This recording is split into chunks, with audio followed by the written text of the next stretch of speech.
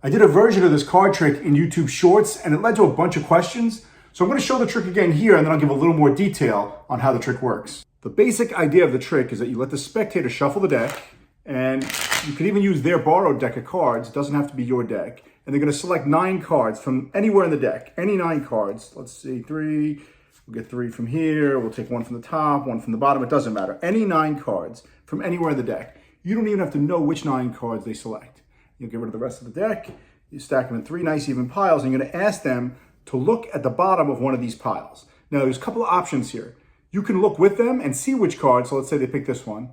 It's the 8 of spades. You could know that, or you could even not know that. With your back turned, you could tell them to just look, and then they could do the rest in their hands. But they got the 8 of spades, so we'll stack the 3 piles up, and then we're going to ask them to spell out the card they got. 8 of spades. So E-I-G-H-T. We put the rest on top. Of, O-F, put the rest on top. Spades, S-P-A-D-E-S, the rest on top. And then we're doing what? Magic, so we'll spell magic. M-A-G-I-C. And when they get to the C in magic, no matter what card they picked, it'll always be that card. Now that's the beginner version of this trick. I'm going to teach some more advanced methods, but first, let's take a look at why this works. Like I said, it can be any 9 cards. You don't have to know which 9 cards they are. But I'm going to place these 9 onto the table, and the only part that you have to make sure happens is whichever pile they select, that's the one that's got to go on top when you restack the piles. So they pick this one, they got the king of clubs, you would just stack and stack. If they pick this one, ace of diamonds, you would just stack this one on top and then put that on top. Or if they got this one, it's the 2 of clubs, you'd stack this one on top and then this one on top of that one like that. So let's go with this one, right? 2 of clubs. I'm going to flip the 2 upside down so you can follow where it goes. I stack these up. Now, when you spell the first word, in this case it's 2, so it's 3 letters. So T-W-O, and it goes there. But now you're going to take the rest of the cards and put them on top. That's how the trick works, right? So let's just pretend that the 2 was 7, for example. So you'd spell S-E-V-E-N. The 2 is still in that position. Now you're going to put the rest of the deck on top.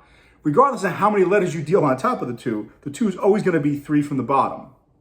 The next step is to spell of. Again, it's O-F, and you put the rest of the deck on top. It doesn't matter what the first word was. This 2 is still going to be here. You're going to deal 2 cards down, and you're going to place it all back on top. So no matter what card you've picked, it doesn't matter. The 2 is going to be in the 5th position now, no matter what, whichever card it was. That's of. And now we're going to spell clubs. Now, clubs is special because it actually ends on the card, so you'll see what I mean. C-L-U-B-S. If you spell that one, clubs always comes here, but let's say it wasn't clubs. Let's say it was diamonds. Then you would have spelled D-I-A-M-O-N-D-S. And that's the reason for the next part. You place this on top. Now you spell magic. It's going to put it right in the right spot. M-A-G-I-C. And there you go. So now that you understand how and why this trick works, I want to show you a more advanced version that you can do. So imagine this. You walk in the room. They say, oh, I heard you do magic. Can you show me a card trick? Sure. They hand you a deck of cards. You don't even touch the cards. You tell them, you know what? I'm going to turn my back, shuffle those cards up. So they shuffle them up. And then you tell them, make 3 piles of 3. So they do that, right? And you can pull cards from anywhere in the deck. You've got your back turned. You didn't touch the cards. They shuffled the cards. So there's no way you could possibly know where these cards are, right? Now you're going to tell them to hand the rest of this deck to one of the other spectators. They'll do that. Now you're going to ask the first spectator, pick one of these 3 piles, look at the bottom card, and then stack that pile on top of one of the other piles, and then put that on top of the 3rd pile. So let's just say they look at the middle one. Now, you're not going to see this because your back is turned.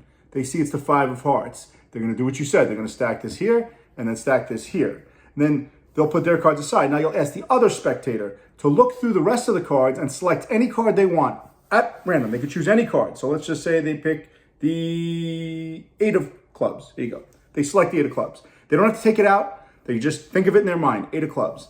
Now, you're going to ask the first spectator to hand the pack over to the second spectator, but remember what their original card was. And then the second spectator will spell out the card that they picked.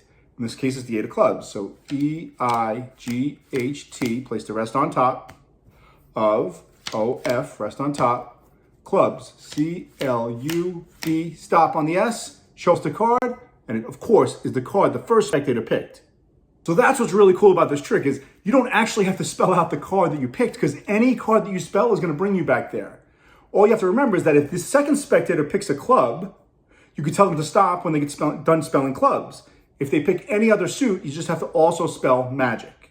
Another option is to use any other word that has 5 letters in it instead of ending with magic. So let's say you're doing this trick for somebody and the name is Danny or Bobby or Billy, anything with 5 letters. You do the entire trick, but at the end, when you tell them instead of saying magic, you're gonna say spell your name.